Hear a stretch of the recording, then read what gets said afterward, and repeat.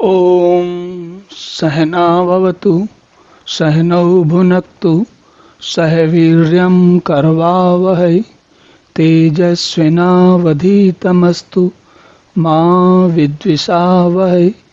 ओम शांति शांति शांति। हरि ओम।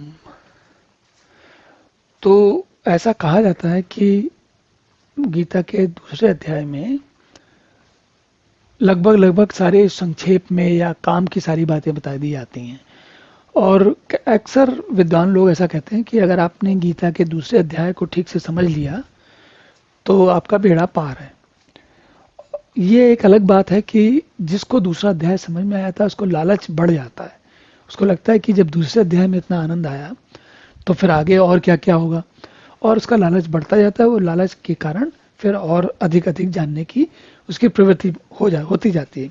और ये स्वाभाविक प्रक्रिया है। इसमें कोई हमें जैसे कोई चीज़ अच्छी लगती है तो हम धीरे धीरे उसके बारे में और अधिक जानना चाहते हैं। तो इस श्लोक में ये श्लोक भी काफ़ी प्रसिद्ध है। तो इस श्लोक में भगवान कहते हैं, न एनम छिंदन्ति शस्त्राणि न एनम दहति पावका न च एनम क्लेद्यन्ति आपः न शोष्यति मारुतः। अब ये इस श्लोक की विशेषता ये है कि ये कुछ चीज़ें बड़ी स्पष्ट कर देता है और उससे हमें बहुत मतलब अच्छी सहायता मिलती है कि इस बात को समझने में, और आत्मा कैसे अजय है, कैसे अज है, कैसे मरता नहीं है, कैसे, और उससे हमारा जो है संपर्क उसकी समझ में आती है तो कनेक्शन बनता है। कनेक्शन बनता है मतलब जुड़ते हैं, योग होता है यहाँ पर आत्मा से। कैसे योग होता है चलिए देखते हैं।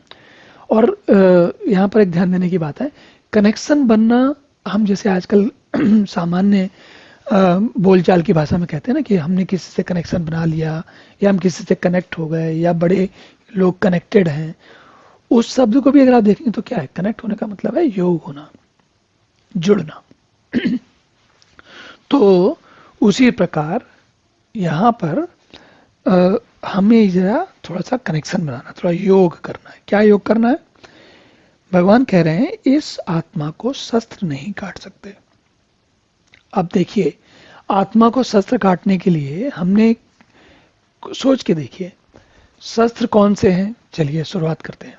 एक तो हाथ के शस्त्र हुए, यानी कि अस्त्र शस्त्र हम दोनों को ले लेते हैं। शस्त्र को, खाली शस्त्र को नहीं लेते, केवल अस्त्र को, अस्त्र शस्त्र दोनों को लेते हैं। या शस्त्रों को ले लेते हैं। शस्त्र बोलते हैं जो दूर से फेंक के मारे जाते हैं। तो मान लीजिए कोई गोला या कोई एटम बम या फिर कोई हाइड्रोजन बम, राइट। हाँ, उससे बढ़िया कोई हमें बड़ा बम नहीं पता है। अगर वो बम हम चला दें, हाइड्रोजन बम चलाएं, तो किसको मारेंगे हम? मान लीजिए धरती पे चलाएं तो धरती में एक एक एक विशिष्ट जगह में हाइड्रोजन बम का प्रकोप होगा। या जैसे एटम बम का प्रकोप हुआ तो हिरोशिमा और नागासाकी पर हुआ, जापान में हुआ। पूरे जापान में भी उसका असर नहीं पड़ा। ऐसा नहीं कि पूरे जापान में सब कुछ खराब हो गया हो। अब जब जापान, और ये कोई अच्छी बात नहीं थी लेकिन हम उसके बारे में नहीं उलझते हैं। बात ये समझने की है, हमें हमारी जानकारी में इस समय सबसे भीषण जो शस्त्र है वो बॉम्ब है, एटम बॉम्ब है, हाइड्रोजन बॉम्ब है, या ऐसा कोई बॉम्ब है जो बहुत ज़्यादा नुकसान पहुंचाता है। तो अब आप ये सोच के बताइए कि ये बॉम्ब क्या सूर्य को मार देगा? क्या पूरी धरती को उड़ा देगा? नहीं उड़ाएगा ना। धरती का भी एक छोटे से हिस्से में कुछ असर पड़ेगा। अगर हमको थोड़ी सी विज्ञान देखें तो धरती के अंदर जो तापमान है वो बॉम्ब के तापमान से कम नहीं है। और वैज्ञानिक लोग बताते हैं, हमें आंखों से नहीं दिखता लेकिन वैज्ञानिक लोग बताते हैं। और ये कोई ऐसी बात नहीं जिस पर भरोसा नहीं किया जाए। सब चीज़ों के तथ्य हैं, साक्ष्य हैं। तो मतलब बिल्कुल पक्की बात है। वो क्या, लोग विज्ञान कहती है कि सूर्य पे हजारों लाखों करोड़ों एटम बम और हाइड्रोजन बम हमेशा फटते रहते हैं।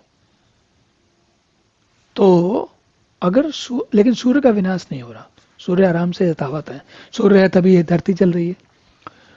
अब हमने क्या कहा था कि आत्मा जो है वो अज है, जन्म नहीं लेता और वो कभी खत्म पुराना है। अभी हमने कहा था अज है, नित्य है। नित्य पे जरा टिकते हैं। यहाँ पर नित्य पे अगर हम टिके तो सूर्य नित्य है कि नहीं है? सूर्य नित्य है। अब अगर सूर्य नित्य है और धरती नित्य है कि नहीं? धरती भी नित्य है। धरती से सूर्य अधिक नित्य है। ये सब विज्ञान हमें बता रही है साफ साफ, इसमें कोई किसी किस्म का किसी प्रकार का कंफ्यूजन नहीं है। अब हम देखते हैं सूर्य नित्य है, तो भगवान ने पिछले श्लोकों में कहा कि आत्मा नित्य है।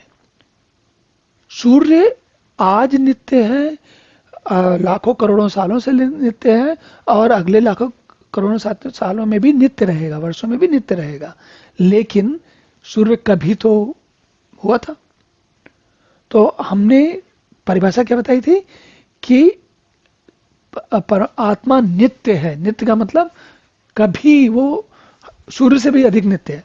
ठीक है, अब आप समझिए, जब सूर्य से भी अधिक कोई नित्य चीज है तो हमारे पास ऐसा कौन सा शस्त्र है, अस्त्रों की तो बात ही भूल जाइए, जो सूर्य को मार देगा। जब सूर्य को नहीं मार सकते तो आत्मा को कैसे मारेंगे?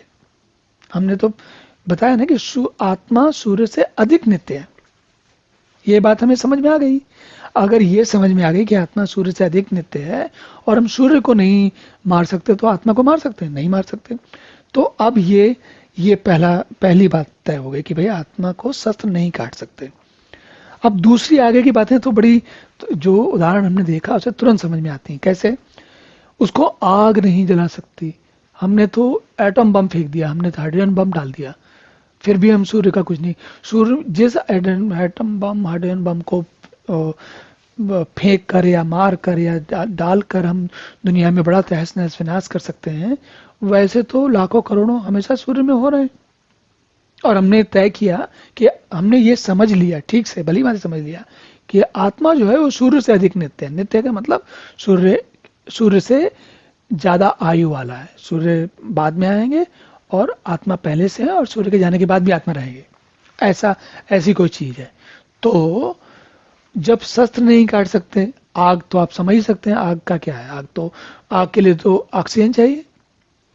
सूर्य में ऑक्सीजन नहीं, तब भी वहां पर एटम बम चल रहे हैं, हाइड्रोजन बम चल रहे हैं, है ना। तो इसी प्रकार जिस आग को हम समझते हैं कि जला, जैसे जो आग हमें जला सकती है, हमारे घर को जला सकती है, हमारे नगर को जला सकती है, हमारे देश को जला सकती है, हमारी पृथ्वी को जला सकती है, वही आग सूर्य पे कोई काम नहीं। तो अब फिर से आगे बढ़ते हैं। जल नहीं जला सकता, जल की तो बात ही क्या है, जल तो केवल पृथ्वी पर है। और वायु सुखा नहीं सकती, वायु भी केवल पृथ्वी पर है। जब वायु केवल पृथ्वी पे है तो वायु अधिक से अधिक पृथ्वी के जीवों का कोई समस्या कर सकती है। लेकिन हमने क्या समझा कि आत्मा जो है वो तो सूर्य से आगे है, और जब सूर्य से आगे है तो धरती पे होने वाली जो घटनाएं हैं, जैसे कि शस्त्र से काटना, आग से जलाना, जल से गीला करना और वायु से सुखाना, वो तो लगेंगी नहीं। जब लगेंगी नहीं तो फिर हमें ये समझना चाहिए कि आत्मा कोई ऐसी चीज है जिसमें जो सामान्य चीजें जो होती हैं, जो नुकसान पहुंचाती हैं, जो विनाश करती हैं, वो आत्मा पर नहीं लगती। अब अगला श्लोक देखा जाए।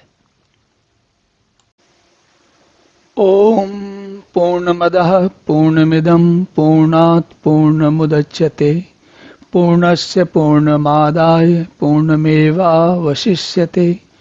ओम शांति शांति शांति।